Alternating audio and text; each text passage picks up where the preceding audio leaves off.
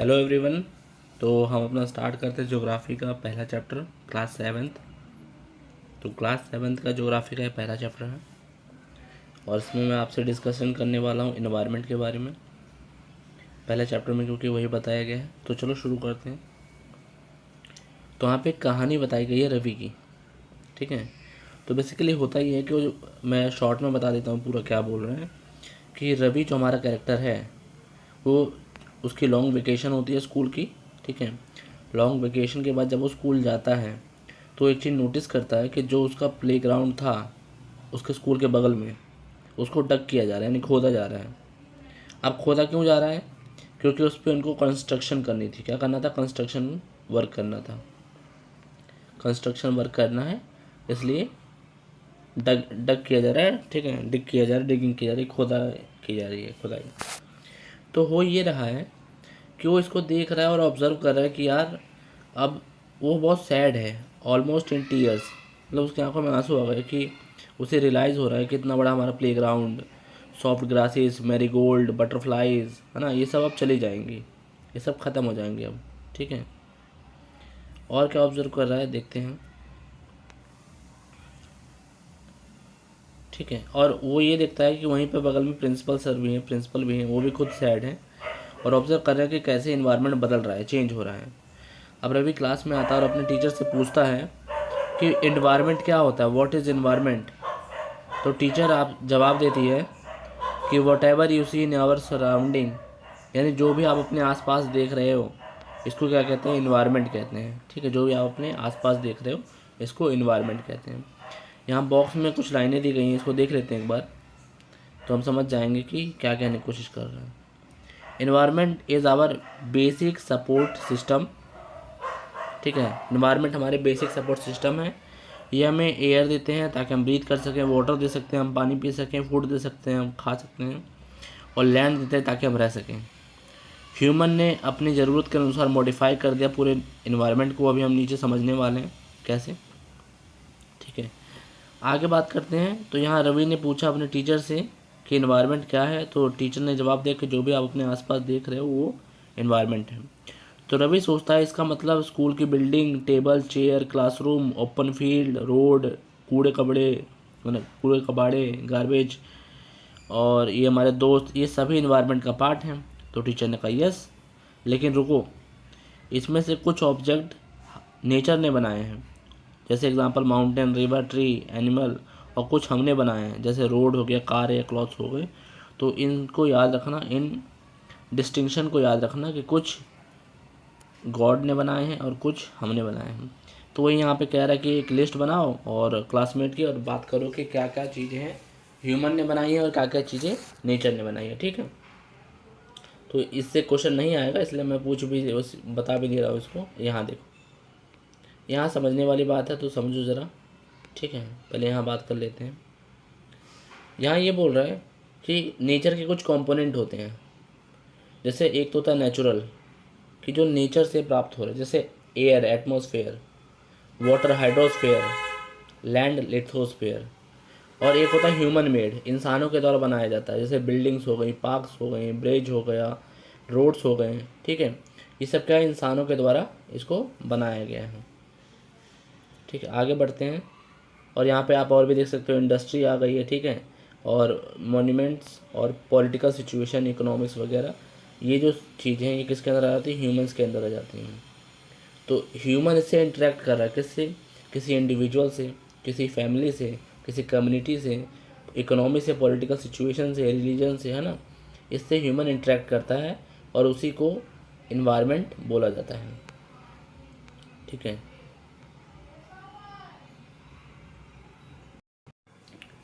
तो आगे देखते हैं।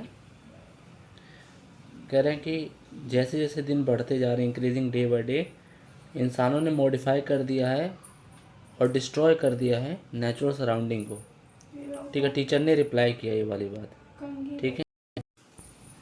आगे है कि जितनी भी हमने ऊपर अभी कहानी पढ़ी, मतलब कन्वर्सेशन की, उसमें हमने एक चीज़ समझ ली कि जितने भी प्लेस हैं, पीपल हैं और चीज़ें हैं, वो नेचर के आसपास जो लिविंग ऑर्गेनिज्म हैं जिससे घिरी हुई हैं।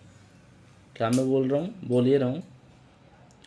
कि जितने भी प्लेसेस हैं, पीपल्स हैं और कोई भी चीज़ है और नेचर जब लिविंग ऑर्गेनिज्म से घिरा हुआ है उसी को एनवायरनमेंट कहते हैं। ठीक है, और ये फिनोमेना नेचुरल भी हो सकता है और ह्यूमन मेड भी हो सकता है, यानी इंसानों के द्वारा भी हो सकता है और किसी नेचर के द्वारा भी हो सकता है। ठीक है, अच्छा, नेचुरल जो इन्वायरमेंट है इसको हम बोलते हैं, दोनों हो सकते हैं, बायोटिक और अबायोटिक हो सकता है, दोनों चीज़ें। अब इनका मतलब क्या है ज़रा यहाँ देख लेते हैं, यहाँ पे लिखा हुआ है बायोटिक अबायोटिक मतलब जितने भी वर्ल्ड ऑफ लिविंग बीइंग है ऑर्गेनिज्म उन्हें क्या कहते हैं, अबायोटिक कहते हैं, सॉरी बायोटिक कहते हैं, माफ़ करना, इसे बायोटिक कहते हैं जो भी लिविंग ऑर्गेनिज्म है। और अबायोटिक मतलब होता है वैसे वर्ल्ड ऑफ नॉन लिविंग, यानी जैसे लैंड वगैरह हो गया, एयर हो गया, तो ये नॉन लिविंग होते हैं। बायोटिक में क्या आ जाएगा, आपके प्लांट एनिमल है जो लिविंग है, जो जिंदा रहते हैं। ठीक है, तो ये चीज़ें हमने यहाँ पे देख ली हैं। नेक्स्ट आगे बढ़ते हैं और बस, ठीक है, यहाँ पढ़ते हैं नेचुरल इन्वायरमेंट से। ठीक है, नेचुरल इन्वायरमेंट में लैंड आ जाता है, वाटर, प्लांट, एनिमल, इन सब को मिलाकर नेचुरल इन्वायरमेंट बनता है। आप इस सबसे फैमिलियर हो, जानते हो, जैसे लिथोस्फीयर हो गया, हाइड्रोस्फीयर हो गया, बायोस्फीयर हो गया, एटमॉस्फेयर हो गया, इस तरीके के आपने पिछले सेक्शन में भी आपने पढ़ रखा है कुछ ना कुछ। तो इन्हीं को ज़रा डिटेल में डिस्कशन कर लेते हैं ज़रा। लिथोस्फीयर का, लिथोस का मतलब होता है लैंड और स्फीयर मतलब जगह, यानी लिथोस्फीयर का मतलब होता है सॉलिड क्रस्ट और hard top of layer of earth. जैसे मान लो ये अर्थ है, अब इसकी जो मैं शेड कर रहा हूँ, ठीक है, ये जो शेड कर रहा हूँ यानी टॉप ऑफ द लेयर, जो ऊपरी परत है, इसी को मैं बोलूँगा लिथोस्फीयर। क्या बोलूँगा, लिथोस्फीयर, ऊपर वाली परत। ठीक है, ये इरेगुलर होती है। अब जाहिर सी बात है, आप अपनी ज़मीन को देख लो, जहाँ पर भी हो, तो ऊपर नीचे तो है ही ना, तो ये इरेगुलर होती है। ठीक है, कई सारे लैंडफॉर्म बने होते हैं इसमें, जैसे माउंटेन हो गया, प्लेट्यू हो गया, प्लेन्स हो गया, वैली हो गया। ठीक है, बहुत सारे माउंटेन बने, ये ओशियन में भी होते हैं, सॉरी, ये ओशियन में भी होते हैं और ये कॉन्टिनेंट में भी पाए जाते हैं। ठीक है, तो लिथोस्फीयर के बारे में हमें ये बेसिक जानकारी तो रखनी ही रखनी है। आगे देख लेते हैं क्या क्या चीज़ें और पढ़ना है। ठीक है, छोटा कर लेते हैं थोड़ा सा। ठीक, तो लिथोस्फीयर वो डोमेन है जिसमें आपको फॉरेस्ट मिलते हैं, ग्रासलैंड मिलते हैं, ग्रेजिंग करने के लिए लैंड मिलता है, एग्रीकल्चर करने के लिए, ह्यूमन सेटलमेंट यहीं होता है, याद रखना, इंसान सेटल यहीं होते हैं, और ये मिनरल्स का भी सोर्स है। ठीक, अब जो बताने जा रहा हूँ ध्यान से कान खोल के सुन लो आप लोग। होता ये है कि आपके पास एक लिथोस्फीयर होता है, एक एटमॉस्फेयर होता है और एक हाइड्रोस्फीयर होता है। जब ये तीनों आपस में कहीं ना कहीं मिलते हैं, इन तीनों का जब मिलान होता है, तो ये जो एरिया आप देख रहे हो, जिसको मैं शेड करूँगा अलग कलर से, ठीक है, ये जो एरिया आप देख रहे हो हल्का सा, जिसमें तीनों मिले हुए हैं, दिख रहा है आपको, ये जो जहाँ तीनों मिलते हैं, यानी लिथोस्फीयर, एटमॉस्फेयर और हाइड्रोस्फीयर, जब तीनों मिलते हैं तो उसे बोलते हैं बायोस्फीयर, इसे बोलते हैं बायोस्फीयर। ठीक है, याद रखना, वही इस डायग्राम की मदद से बताया गया है। नेक्स्ट और क्या क्या देख लेते हैं। नेक्स्ट बोल रहा है हाइड्रोस्फीयर और एटमॉस्फेयर की बात कर रहा है। हाइड्रोस्फीयर मतलब वाटर के डोमेन में बात करता है। ये अलग अलग जो वाटर बॉडीज़ है, जैसे रिवर, लेक, सी, ओशियन, इसकी बात करता है। ये लिविंग ऑर्गेनिज्म के लिए बहुत ज़रूरी है, पानी तो सबके लिए ज़रूरी है, तो वही बेसिक जानकारी है इसमें। एटमॉस्फेयर क्या होती है, थिन लेयर हवा की होती है जो पूरे अर्थ को सराउंड किए घेरे हुए हैं। ग्रेविटेशनल फोर्स जो होता है अर्थ को एटमॉस्फेयर से होल्ड करके रखता है। ये प्रोटेक्ट करती है हमें क्या क्या चीज़ों से, देख लेते हैं एक बार। It protect us from harmful rays searching, ठीक है, ठीक है, it protect us from harmful rays scorching heat of sun. It consist number of gases, dust, vapour, it change atmosphere from changing the weather. अब जो atmosphere होता है हमारा, आपको ये बात पता है कि उसमें एक लेयर होती है स्ट्रेटोस्फेयर करके, स्ट्रेटोस्फेयर करके होती है, उसमें ओजोन गैस होती है। ठीक है, वो हार्मफुल रे से हमें बचाती रहती है, तो ऊपर वही बताया गया है। और जितने भी वेदर चेंज होते हैं वो एटमॉस्फेयर के जरिए आपको दिखने को मिलता है। इकोसिस्टम की बात कर लेते हैं ज़रा, ये जल्दी से कट गया, जल्दी को, सॉरी। इकोसिस्टम की बात करते हैं और जानने को देखते हैं क्या क्या चीज़ें हैं इसमें। तो इकोसिस्टम एक surround ecosystem is form by interaction of all living with each other with the physical and chemical factors of environment. बहुत सिंपल भाषा में बोलूँ तो ये कह रहा है कि इकोसिस्टम एक प्रकार का सिस्टम है जहाँ पर इंटरेक्शन होता है सभी लिविंग ऑर्गेनिज्म का आपस में और दूसरे फिजिकल और केमिकल फैक्टर के साथ साथ, ठीक है। जो इंटरेक्शन हो रहा है उसी को हम इकोसिस्टम कहते हैं। इसको एक एग्जांपल से समझा देता हूँ, आप समझ जाओगे, ठीक है। जैसे मान लो यहाँ कोई एक इंसान है, अब वो इंसान फॉरेस्ट में गया, तो फॉरेस्ट क्या है, फॉरेस्ट एक फिजिकल फैक्टर है इन्वायरमेंट का, और ये क्या है, ये कोई लिविंग ऑर्गेनिज्म है। ये आपस में गए, इंटरेक्ट हुआ इनके बीच में, ठीक है। तो इसी को आप इकोसिस्टम का नाम दोगे। सिंपल भाषा, बिल्कुल सिंपल भाषा में बोल रहा हूँ मैं आपको, ठीक है। और क्या कह रहा है, प्लांट और एनिमल किंगडम जब साथ में रहते हैं तो उसे बायोस्फीयर कहते हैं, ठीक है। ये लिविंग वर्ल्ड बनाता है एक, ठीक है। ये एक नैरो जोन होता है जहाँ पर लैंड, वाटर, एयर तीनों इंटरेक्ट करते हैं आपस में और लाइफ को सपोर्ट करते हैं, बेसिक चीज़ें। नेक्स्ट, इकोसिस्टम क्या है अभी हमने पढ़ लिया है, ठीक है। और ये सब एग्जांपल दिया है जो वे रवि क्लास जो अटेंड करता है एनसीसी की, तो उसमें वो बहुत सारी चीज़ें देखता है, ठीक है। ग्रीन फील्ड वगैरह देखता है, कोकोनट प्लांटेशन देखता है, तो वही ये सब बताया गया। आप इसे रीड कर सकते हो।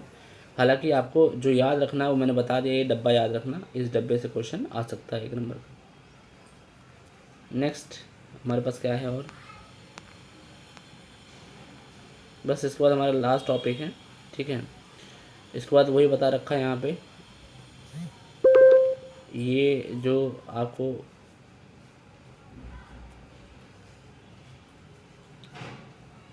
यहाँ पे बता रखा है, जितने भी प्लांट हैं, एनिमल है, ह्यूमन बीइंग, वो आपस में इंटरडिपेंडेंट हैं, एक दूसरे पे डिपेंडेंट रहते हैं, इंटरडिपेंडेंट है ना। आपस में रिलेशन लिविंग ऑर्गेनिज्म एक दूसरे के शो करते हैं, ठीक है। और इसी से इकोसिस्टम बनाते हैं। अब हम लास्ट टॉपिक हम इसका पढ़ लेते हैं, जो कि ह्यूमन एनवायरनमेंट, ठीक है।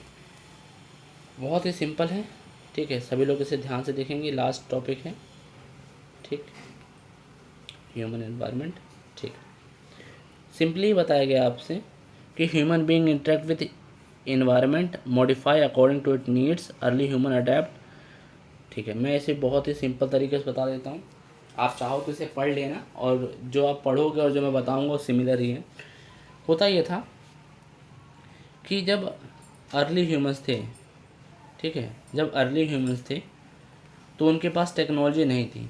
जो टेक्नोलॉजी है वो नहीं थी, मॉडर्नाइजेशन नहीं था, ये दोनों ही नहीं था। तो ये जो मैन है, ये जो इंसान है, ये नेचर से हमेशा मार खाता था। कैसे, मैं बताता हूँ। ये ह्यूमन है एक, मान लो अब बारिश हो रही है तो ये कुछ नहीं कर सकता, क्योंकि ना तो इसके पास छाता है, ना घर है, ना कुछ है, ये बस ऐसे घूम रहा है।